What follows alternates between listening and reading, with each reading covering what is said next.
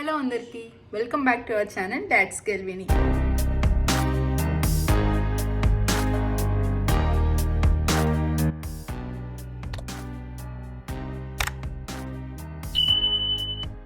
ఈ రోజు వ్లాగ్లో మనం లంచ్కి చేసుకునేటువంటి టేస్టీ వంకాయ పొడి కర్రీని నేను మీతో షేర్ చేసుకుందాం అనుకుంటున్నాను.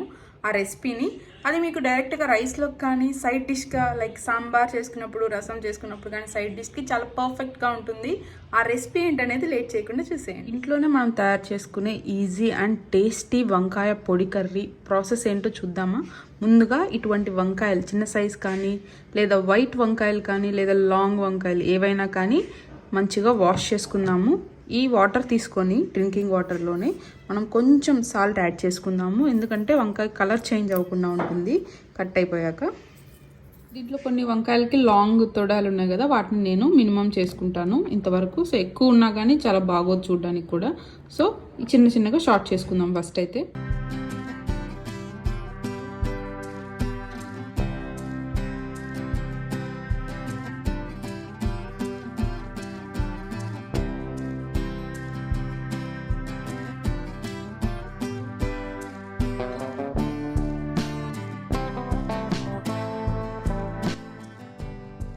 సో ఇలా క్లీన్ చేసి పెట్టుకున్న వంకాయల్ని మనము 4గా పార్టీషన్స్ చేసుకోవాలి.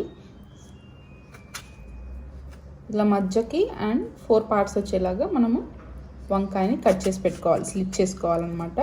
అండ్ చెక్ చేసుకోవాలి లోపల ఏమన్నా డ్యామేజ్ ఉందా లేదా పురుగులు ఏమైనా ఉన్నాయో కూడా క్లీన్ చేసేటప్పుడే చెక్ చేసుకోవాలి. సో ఇలాగా మనం పార్టీషన్ చేశాక మనం ఆల్రెడీ పెట్టుకున్న సాల్ట్ వాటర్లో వేసేయాలి, సో దట్ మనకి కలర్ అనేది చేంజ్ అవ్వకుండా ఉంటుంది. సో ఇలాగ అన్ని వంకాయలను కూడా మనము 4గా స్లిప్ చేసి పెట్టేసుకుందాం.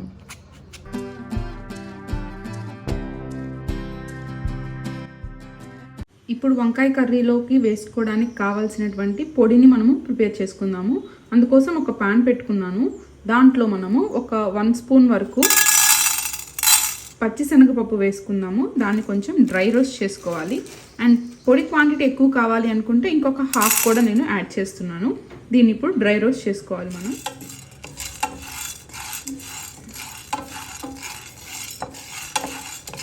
ఇందులోనే మళ్ళీ 1 స్పూన్ వరకు మినపగుండ్లు యాడ్ చేస్తున్నాను. ఇది కూడా మనము డ్రై రోస్ట్ చేసుకుంటూ ఉండాలి. అవి డ్రై రోస్ట్ చేసుకున్నాక ఇప్పుడు అదే ప్యాన్లో మనము ఒక 1 స్పూన్ వరకు ధనియాలను యాడ్ చేసుకుందాము. అండ్ ఒక 1/2 స్పూన్ వరకు జీలకర్ర యాడ్ చేసుకొని దీన్ని కూడా మనము డ్రై రోస్ట్ చేసుకోవాలి. తర్వాత అదే ప్యాన్లో కొద్దిగా ఎండు కొబ్బరి ముక్కల్ని తీసుకున్నాను. అండ్ మీ దగ్గర కొబ్బరి పౌడర్ ఉంటే అది కూడా యాడ్ చేసుకోవచ్చు, లేదంటే కొబ్బరిని ఇలా కొంచెం సన్నగా చిన్న ముక్కల్లాగా కట్ చేసుకొని దీన్ని కూడా లైట్గా డ్రై రోస్ట్ చేసుకోవాలి. ఆల్రెడీ నా దగ్గర రోస్టెడ్ పల్లీలే ఉన్నాయి కాబట్టి కొంచెం లైట్గా ఇంకొంచెం రోస్ట్ చేద్దామని వేస్తున్నాను. పల్లీలు అయితే ఆప్షనల్, మీకు ఎక్కువగా పొడి కావాలి అంటే టేస్ట్ ఇంకొంచెం ఎన్హాన్స్ అవ్వాలి అనుకుంటే ఈ పల్లీలు యాడ్ చేసుకోవచ్చు.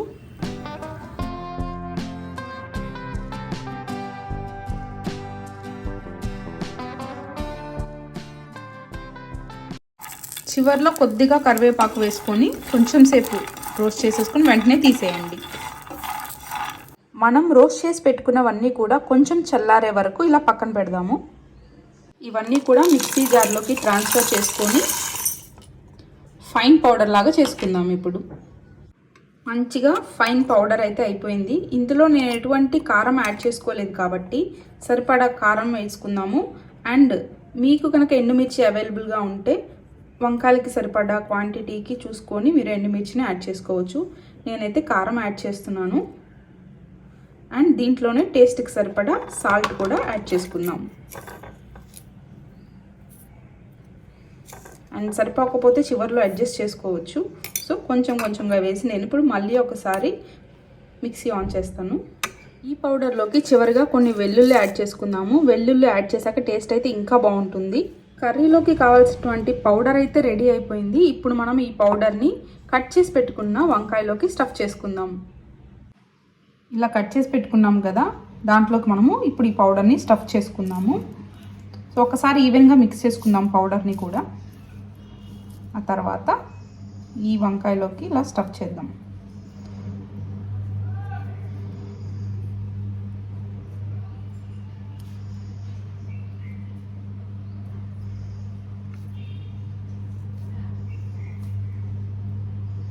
సో స్టఫ్ చేశాక ఇలా ఉంటుంది. సో సేమ్ ప్రాసెస్ మనం చేసి పెట్టుకున్న వంకాయలు అన్నింటిలో కూడా ఫిల్ చేసుకుందాం.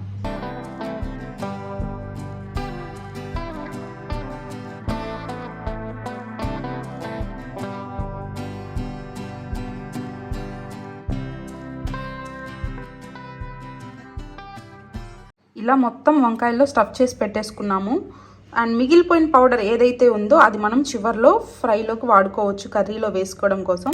ఇప్పుడు మనం స్టఫ్ చేసినటువంటి ఈ వంకాయల్ని మనం ఫ్రై చేసుకుందాం. ఇందాక మనం ఏ ప్యాన్ అయితే డ్రై రోస్ట్కి వాడుకున్నామో అదే ప్యాన్ని తీసుకొని ఒక 2 to 3 స్పూన్స్ ఆఫ్ ఆయిల్ని యాడ్ చేసుకున్నాను. ఆయిల్ కొంచెం హీట్ అయిపోయాక మనం ఇందాక పెట్టేసుకున్న వంకాయలన్నీ కూడా యాడ్ చేసుకుందాం దీంట్లోకి. ఇదంతా కూడా సిమ్లో పెట్టుకోవాలి. మనము సిమ్లో పెట్టుకొని వంకాయలన్నీ కూడా సాఫ్ట్ అయ్యేంత వరకు మగ్గించుకున్నాము. సో ఈ పౌడర్ని మనం తర్వాత వాడదాము. సో ఇలా పెట్టేసుకొని దీన్ని మనం సిమ్లో పెట్టుకున్నాము. మధ్యలో మనము అప్పుడప్పుడు కలుపుకుంటూ ఉండాలి. నేను కర్రీ స్టార్టింగ్ నుంచి నేను సిమ్లోనే పెట్టాను కాబట్టి మనకు పౌడర్ కూడా ఏమీ మాడలేదు. జస్ట్ ఇది ఆయిల్లో ఫ్రై అయింది కాబట్టి ఈ కలర్ వచ్చింది. సో వంకాయల్ని మనము అప్పుడప్పుడు తీసి ఇట్లా రోల్ చేసుకోవాలి. సో దట్ ఈవెన్గా కుక్ అవుతాయి అన్నమాట. సో గట్టిగా ఉండవు, సాఫ్ట్గా అయిపోతాయి. అప్పటి వరకు మనము మధ్యలో ఇలా టాస్ చేసుకుంటూ ఉండాలి. సో ఇప్పుడు వంకాయ కూడా చాలా సాఫ్ట్గా కుక్ అయిపోయింది. చాలా సాఫ్ట్గా ఉందన్నమాట లోపల కూడా. సో నేను కొంచెం స్పైస్ని అడ్జస్ట్ చేసుకున్నాను, కొంచెం కారం అయితే వేసుకున్నాను. అండ్ మిగిలిపోయిన పౌడర్ ఏదైతే ఉందో అదంతా కూడా మనం ఇప్పుడు దీంట్లోకి ట్రాన్స్ఫర్ చేసుకుందాం.